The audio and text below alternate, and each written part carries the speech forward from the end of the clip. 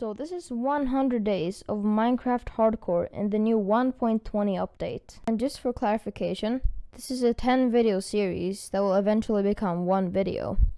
Meaning that I will post like day 60 to 70 videos until I finally make a long video that is all of them combined. Also, it's worth mentioning that a part of the recording was actually lost, so that's why it started on night and I have some stuff in my inventory. But for now, let's jump into day 1. So the first thing I did when I logged on was immediately find a tree and chop it down. Our first objective was to get about a stack of logs so we could make a ton of fences as a perimeter around our base. And meanwhile I made the perimeter, my friend decided to plant a lot of trees. That it doesn't even make any sense. Why would you plant that many trees? For the rest of the night, I decided to gather a lot of coal and cobblestone. Day 2. Day 2 started off by me fixing the perimeter and my friend starting to work on chopping down all of the trees inside of the perimeter. And by the time I had finished the perimeter, the sun had started to set, and that was basically it for day 2. And also we spawn-proofed a bit. Day 3. So day 3 started off by me almost dying. Good job, blood. And then for the rest of day 3, I worked on a farm. Day 4. Day 4 started off by me getting some sheep and a cow into our base. Then I worked a bit more on the farm. And then after that, I got one more cow so I could breed them. And meanwhile I did all of that, my friend went out and found the cords to a village. And then I also decided to go to the village to bring home a villager. And after I found a villager, I put him in a boat and I began my journey home. And just when I had gotten him out of the village, night fell and day 4 came to an end. Day 5. Day 5 began with me continuing my journey home with the villager.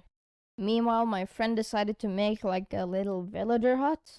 And then when I had finally arrived, I parked him in the little hut and went out to get the other villager. And when I again had arrived at the village, I repeated the same process. Find, steal, bring home. But again, night fell, and that was it for day 5. Day 6. So again, the first thing I did was getting back to the villager hut. And when I came back, I parked him in the villager's hut too. But in the meantime, my friend decided to make a basement where we were gonna put all the beds for the villagers. And after that, we also made a little farm for the villagers so that they could automatically breed. I mean, at least I think that's how it works. And then the last thing I did on day 6 was make a fletching table, and then I went to sleep. Alright, day 7. So on day 7, we just kind of ran around a bit and traded with the villagers, waited a lot, and fixed with the farm a bit. Yeah, there was nothing really much to it except for that.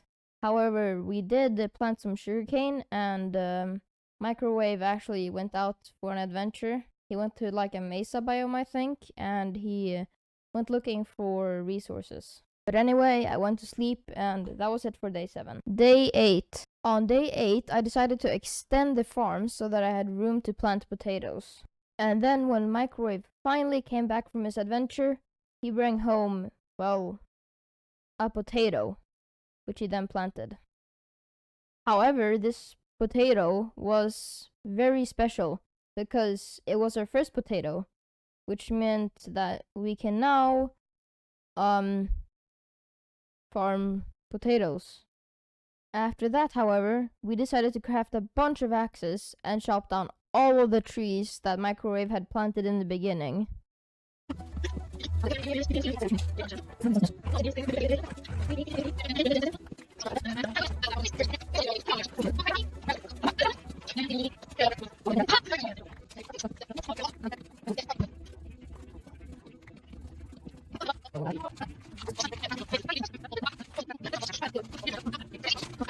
However, now it was safe to say that we wouldn't be needing any wood chopping anymore, or well, at least for a good while. And also that day 8 came to an end. Day 9. So day 9 was basically me getting in business with the villagers. I traded a bit with them, we got a cartographer, we got a Fletcher, and oh yeah, and we also gathered a bunch of sand for cartographer reasons. And that was pretty much it for day 9. But now, it was time for the final day of this video. Day 10. Alright, so for the upcoming days, we have a new project. Project Iron Farm. But to do this, we needed about 35 ingots of iron, which we didn't have. And I know, there was an iron golem in the beginning of day 10 that I just could have killed, but no. No, just no. And after a little bit of searching, I managed to find a cave that looked like it could be deep enough to at least reach iron level. And indeed it did, because instantly I found 2 veins of iron when I peeked into the cave. And when I had mined it, I found some more, and some more, and some more, and even a diamond. But then I almost died again. But luckily I didn't, so I headed back up to the surface, and that was basically it for day 10, and for this video. So I hope you liked it, and I'll see you in the day 10 to 20 video. But don't forget to like and subscribe to my YouTube channel, and I hope you have a further great day.